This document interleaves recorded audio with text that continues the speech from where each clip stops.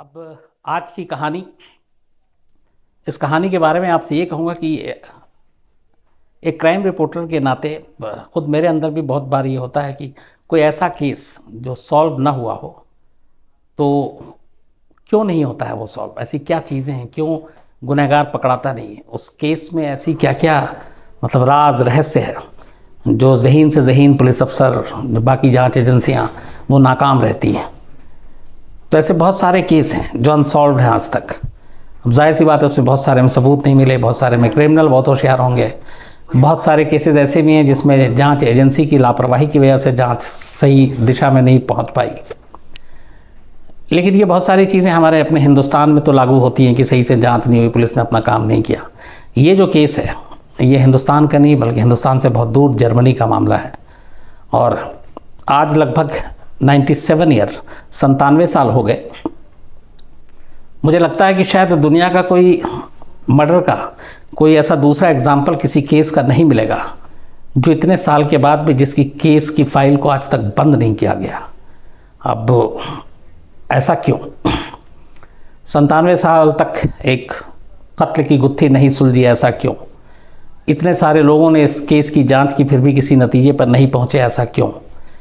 और फिर ऐसा क्यों कि इस केस की फाइल को एक तरह से आप ये मान के चलें, जो कानून के स्टूडेंट हैं या जो पुलिस फोर्स में आते हैं, जो जासूस हैं, इन्वेस्टिगेशन जिनका शौक़ है, वो तमाम लोग इस केस की फ़ाइल को पढ़ते हैं, इस केस की फ़ाइल की हर बारीकी को समझते हैं, लेकिन उसके बावजूद भी उस केस के अंजाम तक नहीं पहुंच पाए। और कहते हैं कि दुनिया में ये एक ऐसा केस है जिसमें जितने भी ज़हीन दिमाग पुलिस अफसर या दूसरी भी किसी भी जांच एजेंसी के अफसर, जासूस, लॉ के स्टूडेंट्स, वो इस केस की फ़ाइल को पढ़ते हैं सिर्फ ये जानने के लिए कि वाकई इसमें ऐसा क्या है कि केस सॉल्व नहीं हुआ। और सारे कैरेक्टर, सारे इंसिडेंट, सारी चीज़ें उनके सामने होती हैं और वो अपने अपने हिसाब से फिर कातिल के बारे में आकलन करते हैं, अंदाज़ा लगाते हैं। लेकिन हकीकत यह है कि 97 साल बीत गए, आज भी एक केस को सॉल्व नहीं किया जा सका। आज भी ये केस की फ़ाइल जो है वो खुली हुई, इसको बंद नहीं किया गया इस उम्मीद में कि शायद कभी इस केस का सच सामने आ सके। हालांकि इसमें एक दूसरा पहलू भी है कि मान लीजिए कि अगर अभी इस केस में कुछ नई चीज़ें सामने आती हैं और केस वर्कआउट हो जाता है, तो मेरा अपना अंदाज़ा है कि अगर इन सालों को देखूं, जितने टाइम हो गए, तो कातिल शायद अब ज़िंदा मिलेगा भी नहीं, क्योंकि 97 साल पहले का मामला है।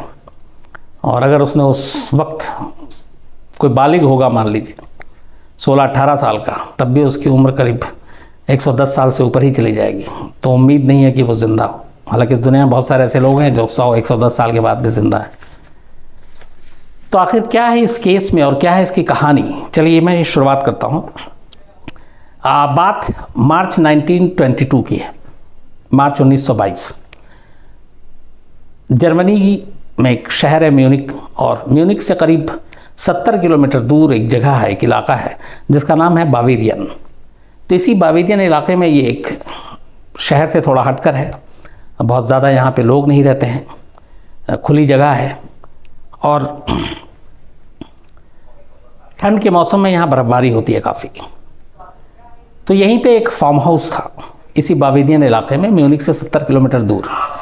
इस फार्म हाउस में एक किसान रहता था, अच्छा खासा रईस, अमीर किसान। उसका नाम था एंड्रियास ग्रूबर।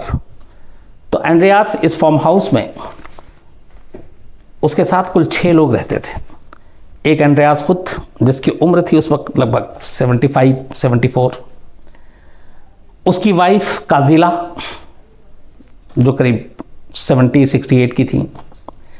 इसके अलावा एक बेटी थी जो विधवा थी, विक्टोरिया, और उस विक्टोरिया के 2 बच्चे थे, एक बेटा जोसेफ 2 साल का और एक बेटी काजिलिया 7 साल की।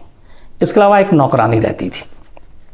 तो हस्बैंड वाइफ, एक विडो बेटी और उसके 2 बच्चे, ये 5, एक नौकरानी, 6 लोग फार्म हाउस में रहते थे। पैसे वैसे इनके पास सब कुछ थे, ज़िंदगी ठीक ठाक कट रही थी। तभी मार्च 1922 की बात है, एक रात जब ये सारा परिवार सो रहा था, अचानक एंड्रियास को एहसास होता है कि बाहर किसी के कदमों की आहट आ रही है, कोई फार्म हाउस में दाखिल हो रहा है, कोई किसी के चलने की आवाज़ आ रही है। एंड्रियास उठकर बाहर जाता है, देखता है, बट कोई मिलता नहीं है। वो वापस आता है, थोड़ी देर के बाद उसे फिर आहट सुनाई देती है, तो वो अपनी बीवी को उठाता है और कहता है कि बाहर में कोई है, शायद किसी के चलने की आवाज़ आ रही है। जब ये दोनों बात कर रहे थे तभी जो इनकी बेटी थी एंड्रियास की, विक्टोरिया, उसका 2 साल का बेटा जोसेफ, वो आवाज़ सुन के उठ जाता और रोने लगता है। तो एंड्रियास की वाइफ एंड्रियास को चुप करा देती कि तुम्हारा वहम है, यहाँ पे कोई नहीं है, रात को इतने देर रात कौन आएगा, सो जाओ। और ये बच्चा भी उठ गया और सुबह जो है वो कजीलिया जो 7 साल की थी, उसे स्कूल भी जाना है, तो सबकी नींद ख़राब होगी, तुम सो जाओ।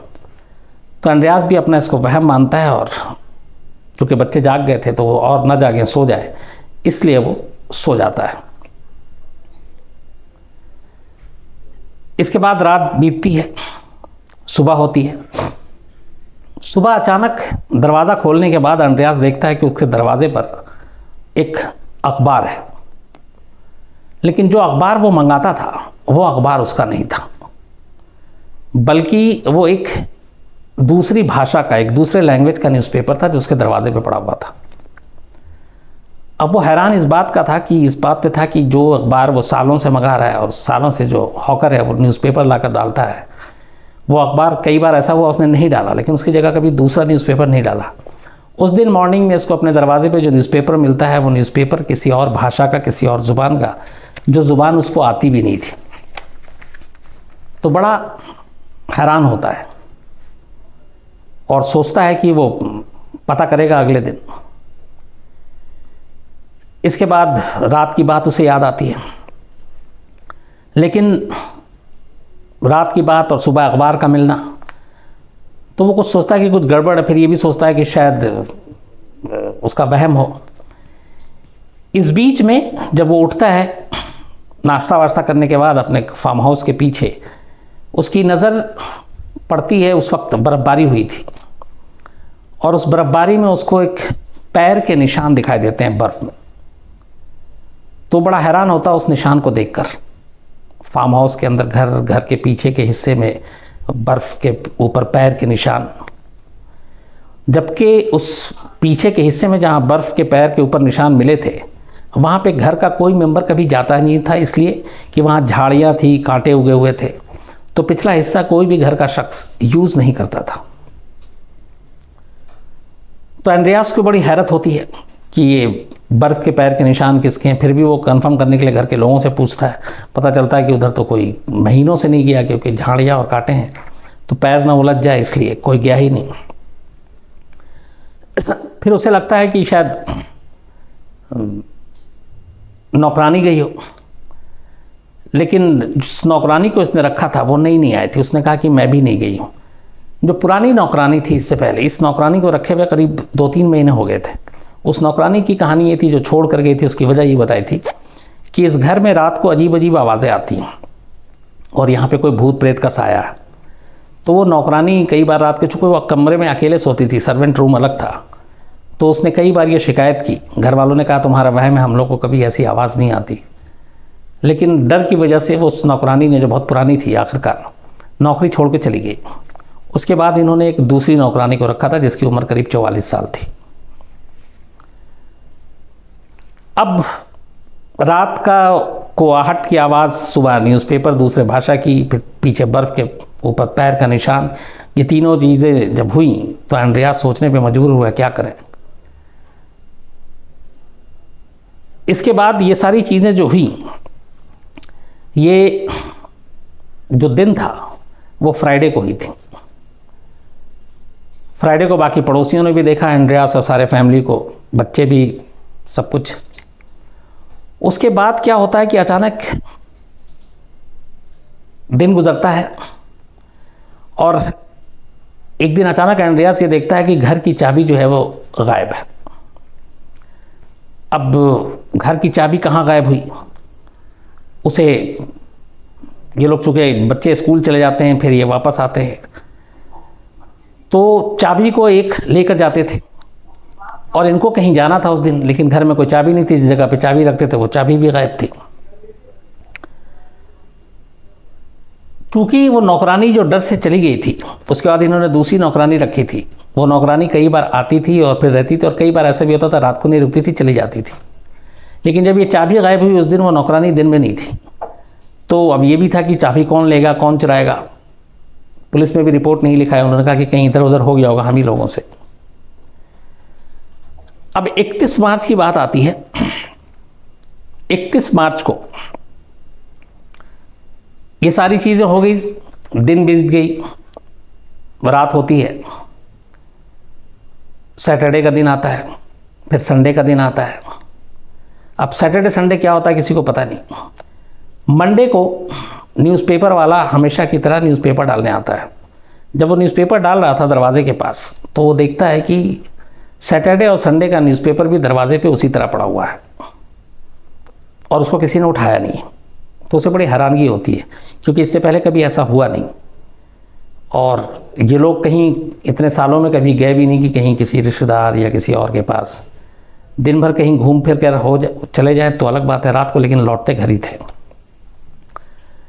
तो न्यूज़पेपर वाले ने देखा कि न्यूज़पेपर पड़ा हुआ है मंडे को। जब उसने डाला कि पिछले 2 दिन का अखबार पड़ा हुआ है, फिर उसने पड़ोसी से पूछा, तो पड़ोसियों ने बताया कि हाँ, पिछले 2 दिनों से मैंने इस घर के किसी मेंबर को नहीं देखा है, ना एंड्रियास, ना उनकी पत्नी, ना उनकी बेटी, ना दोनों बच्चे, न मेड।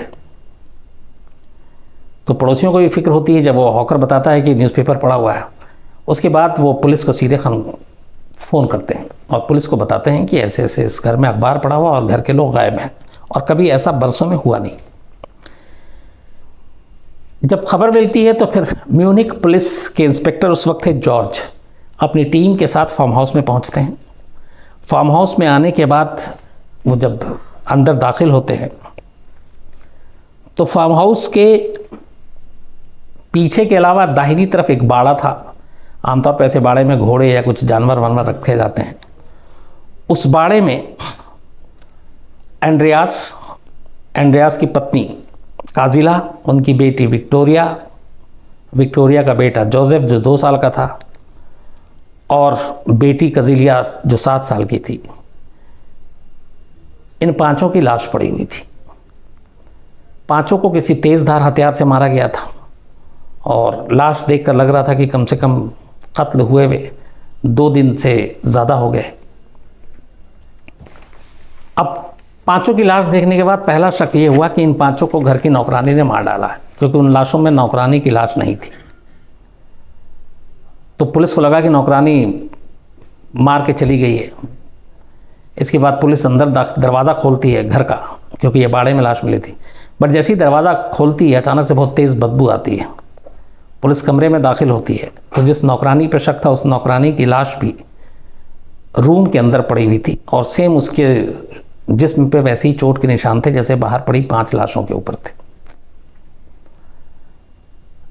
अब पुलिस इस बात पे हैरान थी कि 2 साल के बच्चे तक को कातिल ने नहीं छोड़ा और बड़ी बेरहमी से मारा। फिर लाश को ध्यान से देखने के बाद पता चला कि जो 7 साल की बेटी थी विक्टोरिया की, उसने शायद सबसे आखिरी में दम तोड़ा, और हमले के बाद भी वो काफ़ी ज़िंदा थी काफ़ी देर तक। उसको बाल पकड़कर घसीटा गया था, इस वजह से उसकी कई जगह से बाल उखड़ गए थे और घिसटने के निशान, खून के निशान थे जो लकीर खींच रही थी। अब ये जब सारी चीज़ें हुई और उस वक्त एक फैमिली में 6 कत्ल, जब लोगों को पता चला तो हंगामा हो गया। पुलिस के ऊपर दबाव आया कि इस कत्लेआम का जो केस है इसको जल्द से जल्द सुलझाएं, कातिल को पकड़े। लोगों के अंदर ज़बरदस्त गुस्सा था, और म्यूनिख और उसके आसपास इस तरह के इंसिडेंट से पहले क्राइम के हिसाब से नहीं हुआ था। पुलिस ने पहली नज़र में ये माना कि इन सब के जो कत्ल किया गया वो कुदाल या फावड़ा जो नुकीला हथे उनसे मारा गया, लेकिन पूरे फार्म हाउस में कहीं भी वो हथियार नहीं मिला। जब छानबीन की गई तो पता चला कि एंड्रियास का कोई रिलेटिव आसपास में रहता ही नहीं है, और न ये कभी किसी रिलेटिव के कभी घर गए। इन लोगों का किसी से कोई लेना देना ही नहीं था। तो कोई ऐसा रिश्तेदार, कोई करीबी, कोई दूर का कोई रिश्ता ही नहीं निकला। तो रिश्तेदार कोई कुछ कर नहीं सकता, किसी का आना जाना नहीं था। तो फिर वजह क्या हो सकती है? अब यहाँ से पुलिस ने अलग अलग एंगल से जांच शुरू की। हज़ार लोगों से ज़्यादा पुलिस ने पूछताछ की जो उस फार्म हाउस के आस पड़ोस में रहते थे, जो जितने शॉपकीपर, दुकानदार, हॉकर, इवन वहाँ से जो बस गुजरती थी, बस स्टॉप, बस के कंडक्टर, ड्राइवर, जिसका भी लिंक ज़रा सा इस गांव, इस फार्म हाउस से जुड़ता था, जो कभी आते थे, कभी जाते थे, या अंद्रयास परिवार जिनके संपर्क में था, चाहे वो शॉपिंग करने के लिए हो, चाहे स्कूल का हो, चाहे स्कूल की किताबें, कॉपी ख़रीदने की हो, ड्रेस ख़रीदने की हो, कोई भी ऐसी चीज़, जिन जिन लोगों से इस परिवार का जुड़ाव था, उनमें से किसी भी एक शख्स को म्यूनिख पुलिस ने नहीं छोड़ा और हर एक से पूछताछ की, लेकिन उसके बावजूद कोई सुराग नहीं मिला। शुरू में पुलिस को ये भी लगा कि शायद ये मामला, अगर ऐसा कोई है नहीं, कोई रिलेटिव नहीं है, कोई दुश्मनी नहीं है, तो रॉबरी इसका मोटिव हो सकता है, लूटपाट के लिए किया गया हो। लेकिन जब पुलिस ने फार्म हाउस के अंदर की तलाशी ली तो जितने भी नकदी, पैसे, जेवर, जो कीमती सामान थे, वो सब घर के अंदर अनटच थे, किसी भी कातिल ने उसको छुआ तक नहीं था। तो ये रूल आउट हो गया कि ये रॉबरी मकसद नहीं हो सकता, क्योंकि घर में कोई भी कीमती सामान उससे वहाँ से लूटा ही नहीं गया। तो फिर कातिल कौन हो सकता है? एक एक छोटे छोटे जो सुराग थे उन सबको पुलिस ने पकड़ा, टटोला। फार्म हाउस की इवन ज़मीन कहाँ से डील हुई, कब कितने में डील हुई, उसका कौन था डीलर, पड़ोसी लोग कैसे हैं, पड़ोसी का पूरा हिस्ट्री, एक एक का कौन कौन, उनसे क्या रिश्ता। शहर में जब ये म्यूनिख पहुँचते तो म्यूनिख में कहाँ कहाँ इनका जाना आना होता, किन किन लोगों से संपर्क होता, मतलब पूरा जो चेन था वो हर एक को कर लिया। कोई सुराग नहीं मिला कहीं से। फिर पुलिस को एक थोड़ी सी सुराग या एक उम्मीद मिलती है, और वो ये होता है कि शायद इस हत्याकांड के पीछे जो विक्टोरिया, विधवा बेटी थी अंद्रयास की, उसका मुर्दा पति हो सकता है। आप ये सुन के बड़ा अजीब लगेगा आपको कि जो मुर्दा है, जो मर चुका है, वो कैसे खून कर सकता है। लेकिन इस एंगल पे भी पुलिस ने जांच की। इसकी एक बहुत बड़ी वजह थी क्यों पुलिस ने जांच की। असल में विक्टोरिया के जो हस्बैंड थे, उसका नाम था कार्ल ग्रेबियल। ये जर्मन आर्मी में था और आर्मी में रहते हुए ही इसकी मौत हो गई थी, कार्ल गैब्रियल की, जो विक्टोरिया का हस्बैंड था। लेकिन इस मौत की तस्दीक तो की जर्मन आर्मी ने, लेकिन कभी भी गैब्रियल की लाश नहीं बरामद हुई, उसकी लाश कभी नहीं मिली। तो ये मान लिया कि वो मर चुका है, मुर्दा है ऑफिशियली। जो भी उसके पेंशन और बाकी चीज़ें वो भी सब गवर्नमेंट ने दी, सब कुछ दी, लेकिन कभी भी विक्टोरिया के हस्बैंड की लाश बरामद नहीं हुई। तो पुलिस ने इस एंगल से भी जांच की कि हो सकता है कि वो ज़िंदा हो और कोई ऐसी दुश्मनी हो या कोई ऐसी चीज़ हो जिसकी वजह से वो आया और उसने कत्ल करके और वो सब पूरे परिवार का चला गया। लेकिन उसमें भी पुलिस को नाकामी हाथ लगी, क्योंकि उसने जितनी भी अपनी कोशिश थी वो लगा दी कि अगर वो ज़िंदा है, मरा नहीं है आर्मी में, तो कहाँ हो सकता है, किस रूप में हो सकता है, किस भेष में हो सकता है, क्या नाम बदल के किस शहर में कहाँ क्या कर रहा हो। उसके पूरे रिश्तेदार को, उसकी जो विक्टोरिया के ससुराल वाले, उन सबको खंगाल डाला, पर पता चला कि वो मौत के बाद कभी दिखाई ही नहीं दिया किसी को। इसी बीच फिर पड़ोसियों ने बताया, जिस फार्म हाउस में सारा कत्लेआम हुआ था, कि उनको एंड्रियास की पूरी फैमिली के कत्लेआम के बाद, उनकी मौत के कुछ दिन के बाद, अचानक उनके घर के किचन की चिमनी जलती हुई नजर आई और चिमनी से धुआं उठता हुआ दिखाई दिया। इतना ही नहीं, उन्होंने उस घर में किसी का साया भी देखा जो चल रहा था उस घर के अंदर। तो एक साथ कई पड़ोसी ने बताया कि उन्होंने अपनी आंखों से धुआं देखा था, जबकि उस घर में कोई नहीं था, और कुछ लोगों को चलते हुए भी देखा। उनके कहने पे पुलिस ने कई बार फार्म हाउस खुलवाया, फिर वहाँ गई, उस चिमनी को चेक किया, बाकी चीज़ें देखी, बट कहीं से इस बात के सबूत नहीं मिले कि इनकी मौत के बाद कभी उस चिमनी और बाकी चीज़ों में कुछ कभी जलाया गया हो। पुलिस कोशिश करती रही, जितने ज़हीन दिमाग थे जर्मन पुलिस के उन सबको लगाया गया। CID इसमें काम की, जासूस लगे, अलग अलग स्पेशलिस्ट लगे, हर एक ने अपने अपने लेवल पे जांच की। एक पूरा कई हज़ार लोगों की जो कड़ियाँ बनी, उन सब से बात हुई। लेकिन उस रात उस घर में कौन आया, इन 6 लोगों को किसने मारा, क्यों मारा, वजह क्या थी, ये राज कभी खुला ही नहीं। तब धीरे धीरे जब वक्त बीतता गया, लोग भी भूलते गए, तब म्यूनिख पुलिस ने एक फैसला किया क्योंकि हर एक केस में एक मियाद होती है। बहुत सारे कंट्री में ऐसा होता है कि इतने साल तक अगर ये हो गया तो ठीक है, वरना केस क्लोज। अपने यहाँ भी बहुत सारे केस ऐसे क्लोज फाइल बंद कर देते हैं जिसमें सबूत ना हो, गवाह ना हो। जैसे इवन आरुषि केस में सीबीआई ने क्लोजर रिपोर्ट डाल दी थी कि हमें नहीं मालूम कातिल कौन है। बाद में वही क्लोजर रिपोर्ट को चार्जशीट में तब्दील करना पड़ा, जिस पर सज़ा हुई। बट म्यूनिक पुलिस ने एक फैसला किया कि इस केस को हम क्लोज नहीं करेंगे, इसकी फाइल खुली रहेगी। जब जब इसमें कोई नया सुराग मिलेगा हम उसकी जांच करेंगे। और वो बीच बीच में उसकी फिर से जांच शुरू करते और उसमें जो भी अपडेट होता उस केस फाइल को अपडेट करते जाते। करते करते करते 1922 से 2019 आ गया, 97 ईयर बीत गए, ये केस नहीं खुला। जर्मनी में जो भी लोग पुलिस, लॉ, कानून इन सब की पढ़ाई करते हैं वो एक बार इस केस को ज़रूर पढ़ते हैं, एक तरह से चैलेंज के तौर पे कि क्या पता इस केस की फाइल पढ़ने से वो कातिल या कातिल के बारे में कोई सुराग निकाल सकें और उसको पता कर सकें। और इस केस की फाइल की वजह से ही जिस फार्म हाउस में ये कत्लेआम हुआ है कि फैमिली के 6 लोगों को मारा गया, उस एंड्रियास के फार्म हाउस को वो एक समाधि स्थल बना दिया गया है। तो वो समाधि के तौर पे वहाँ आज भी मौजूद है और आज भी एंड्रियास और उसके पूरी फैमिली की वो केस फाइल ज़िंदा है, खुली हुई है। और एक चुनौती है हर ज़हीन दिमाग पुलिस अफसर या किसी भी जांच एजेंसी के अफसर के लिए कि आओ केस फाइल पढ़ो, केस को समझो और अगर इसे सॉल्व कर सकते हो तो करो, कातिल तक पहुंच सकते हो तो पहुंचो। बट 97 साल हो गए, अभी तक इस चुनौती को किसी ने कामयाबी से एक्सेप्ट नहीं किया, इसको सॉल्व नहीं किया। और जैसा कि मैंने शुरू में आपको कहा था कि शायद अब ये है कि एक बार पता तो चल जाए कि आखिर वो कातिल था कौन, क्योंकि अब कातिल का ज़िंदा हाथ आना मुझे लगता है कि मुमकिन नहीं है, क्योंकि उस उम्र इस केस को देखते हुए 97 साल पुराना मामला है, शायद वो ज़िंदा ही ना हो।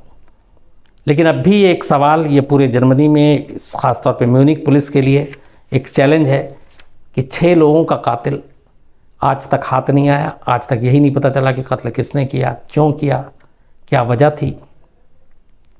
इसीलिए कहते हैं कि ये अब शायद दुनिया के कुछ चुनिंदा केसों में है जिसकी फाइल इतने सालों बाद भी खुली हुई है। उम्मीद करता हूँ कि कभी ये केस खुले और पता चला कि इसके पीछे की असली कहानी क्या है। और ऐसा पता चला तो जाहिर सी बात है क्राइम तक की फैमिली को मैं कोशिश करूँगा सबसे पहले बताऊँ, पूरी डिटेल में बताऊँ। लेकिन फ़िलहाल ये है कि ये कहानी ही एक कहानी ही की तरह है। इसका अंजाम, इसका आखिरी पन्ना लिखा जाना अभी बाकी है। इस केस की फाइल पे आखिरी जो सारी चीज़ें होनी है वो बाकी है। इंतज़ार कीजिए क्या होता है, कभी खुलता